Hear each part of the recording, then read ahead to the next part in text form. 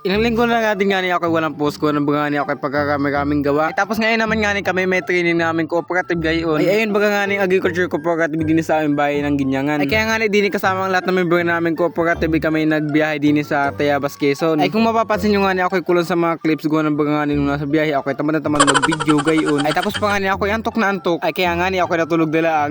Ay din pala nga ni sa batch na hindi lang nga ni Ginyangan ng mga training gayon. Kasama nga na din pala namin yung mga iba't ibang bayan ng Quezon yung baga nga ni may mga binuno cooperative. Di nga nila pala kami medyo tinanghali gawa ng baga nga yung aming driver ay naligaw kung saan saan nagapunta. Kaya nga di kami diretso tanghalian rin gawa ng baga nga medyo hapon na gayon. Ay tapos nga di pagkatapos ng tanghalian kami di nag-lecture na rin gawa ng baga nga medyo paggabiin na gayon. Ay di pala nga kaya hindi magugutom gawa ng baga nga pagkakamaraming pagkain tapos nga pagkababait pa ng mga staff din. Medyo gabi na nga din nga kami tapos gawa ng baga nga kami tanghali na nakarating. Kaya nga binigay na sa aming susi na aming tutulugan gawa ng baga nga medyo paggabiin na gayon. Ay kung mapapansin nyo nga di yan ay mga ilaw-ilaw na gawa ng baga nga medyo gabi na gayon. Ay kami nga di na natutuwa gawa ng baga nga pagkakaraming animal statues. Ay huy, English pa. Hindi na lang nga ako nagpicture-picture gawa ng baga nga ako ay tinatabad na. Isusman din. Ay tapos lang din nga pagkailang minuto kami na din na rin sa aming mga room. Ay isusman din ay pagkakarami namin sa isang room. Ay pagkabilis-bilis magsalita. Ay ay tapos din nga ibinigay na rin sa amin yung password ng wifi. Ay isusman din. Ay din nga pagkalinis-linis at pagkaganda-ganda lang kanilang room. Gawa ng para kami makatulog ng mahimbing gawa ng bukas ay kami ma-lecture na ng pagkahaba-haba man din. Ay ang pangalan pa nga ng hotel and resort na ay nawawalang paraiso. Ay huy. Ay nawawala tapos amin natagpuan. Ay pagkagaling. Tapos nga di nakikita yung parking area. Ay ang maganda pa nga dito ay pagkalamig-lamig lang hangin. Ay tapos nga bandang alas 6 kami nagpako na rin sa dining area. Gawa ng baga nga para makakain at makapagpahinga na gayon. Gawa ng mga pagkapagod-pagod sa biyahe tapos nga di lecture gayon. Ay pala nga kasama ko din ang aking ina na pagkaganda-ganda gawa ng baga nga siya nagpasok sa akin din sa cooperative. Gawa na nga daw lang kabataan malangan ni din. Ay ito nga hindi lang nga hapunan gawa na nga social din gawa na nga sila mainom ako nga naman hindi nagiinom. Napakalayer.